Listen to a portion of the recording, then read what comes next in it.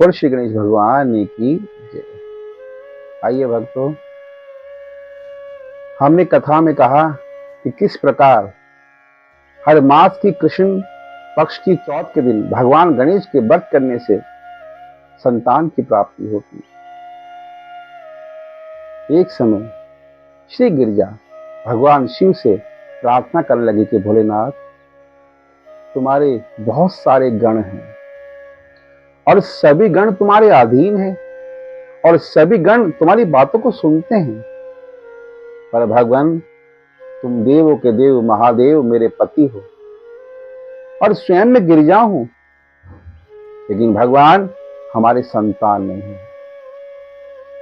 बगैर संतान के स्त्री को जीवन में कितने भी सुख मिल जाए सब व्यर्थ है।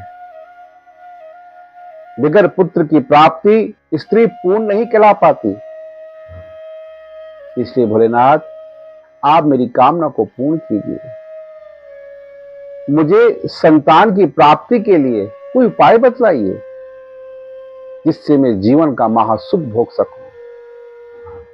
तब भगवान शिव बोले कि हे गिरिजा, हे गौरी, हे पार्वती, तुम बड़ी विधि विधान से भगवान श्री गणेश आदि का व्रत और पूजन करो। जब हमारा विवाह हुआ था तो विवाह मंडप पे भी हमने सर्वप्रथम ब्रह्मा जी के द्वारा श्री गणेश जी का पूजन किया। भगवान श्री गणेश के स्वयं भगवान ब्रह्मा और विष्णु उनके अधीन हैं। मैं भी स्वयं श्री गणेश को गुरु रूप और परमात्मा रूप में मानता हूं। भगवान श्री गणेश का व्रत पुत्र और संतान को देने वाला है।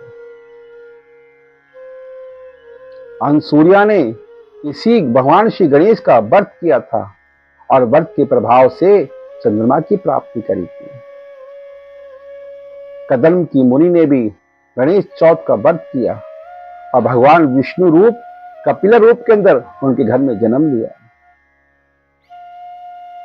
इस प्रकार भगवान श्री गणेश का चौथ का व्रत आदिति ने किया। उनके घर भगवान विष्णु वामन रूप में पुत्र के रूप में उत्पन्न हुए। इसी प्रकार भगवान श्री गणेश का व्रत इंद्र की पत्नी सुचि ने किया और उनके घर जयंत पुत्र उत्पन्न हुआ। वशिष्ठ जी की पत्नी ने भी इस व्रत को किया और पुत्री रूप में प्राप्ति करी। इसलिए व्रत संतान को देने वाला है, ऐश्वर्य को देने वाला है। गिरिजा, श्रद्धा भाव से इस व्रत को कीजिए। तब गिरिजा बोली कि भगवान, इसका विधि विधान क्या है? तो भगवान शिव बोले कि हर मास की कृष्ण चौथ के दिन प्रभात काल स्नान करके भगवान श्री गणेश की सोने की, चांदी की, तांबे की या गोबर की किसी प्रकार की मूर्ति को स्थापना करके उसकी प्राण प्रतिष्ठा करके उनका पूजन करें। पाल, अर्घ, आचमन, पुष्प, धूप, दीप, नवेद, अक्ष, ध्रुवा, मिष्टान आदि से उनका पूजन करें। भगवान से प्रार्थना करें। इस प्रकार करते करते रात्रि के दिन जब चंद्रमा उदय हो तो चंद्रमा को अर्घ दे। फिर ब्राह्मण भोजन, ब्रह्म भोजन कराए। मिष्टान आदि का भोजन कराना चाहिए। इस दिन नमक नहीं ग्रहण करना चाहिए।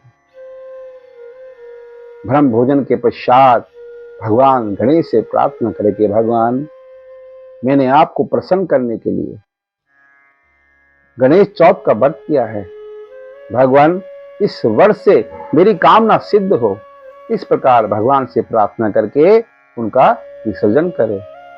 गौरा, इस व्रत के प्रभाव से सुंदर पुत्र रतन की आपको प्राप्ति होगी। ये व्रत पुत्र को देने वाला है।